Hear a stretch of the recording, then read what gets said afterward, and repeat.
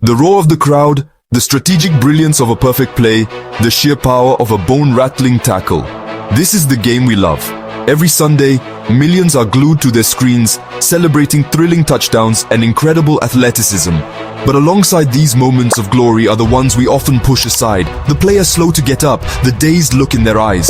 For years, we called them bell ringers. But in 2025, new science is forcing us to confront a stark reality. Those hits, the foundation of the game's physicality, are causing damage far more profound than we ever imagined. The truth about concussions in football isn't a simple medical diagnosis. It's a complex web of neuroscience, league politics, and a culture of toughing it out. The last decade has been a whirlwind. We've witnessed landmark lawsuits that shook the NFL, heard heartbreaking stories from players and their families about the devastating long-term effects, and seen a flurry of rule changes designed to make the game safer. But the question remains, is it enough to truly protect the players? Now, in 2025, we stand at a pivotal moment. Breakthrough research is giving us an unprecedented look inside the brain during impact.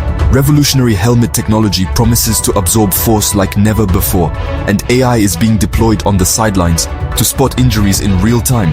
In this video, we're cutting through the noise. We'll break down the science of what a concussion is, explore the innovations changing the game from the pros to youth leagues, and hear from the experts on the front lines. This is the story of how football is fighting for its future. For decades, a hard hit was just getting your bell rung. We now know a concussion is a mild, traumatic brain injury. A sudden jolt makes the brain slam against the skull, stretching and damaging individual brain cells. This impact disrupts normal brain function and triggers a harmful chemical cascade.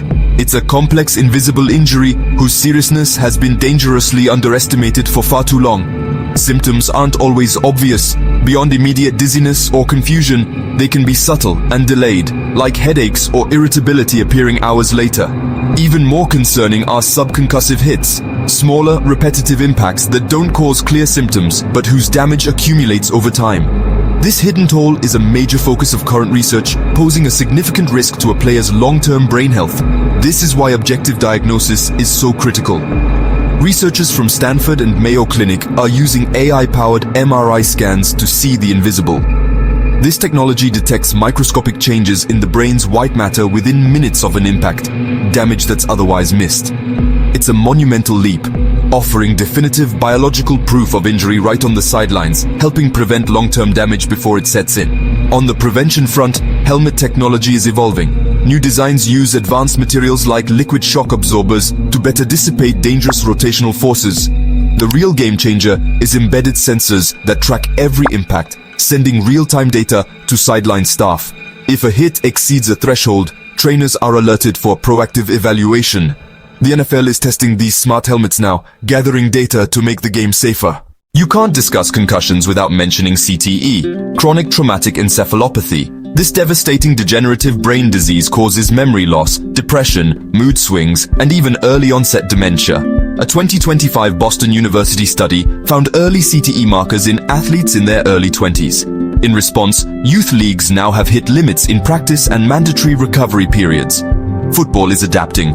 Rule changes reduced helmet-to-helmet hits. Kickoffs are being redesigned, but the challenge is protecting players without losing the excitement fans love. The responsibility for a safer game belongs to all of us.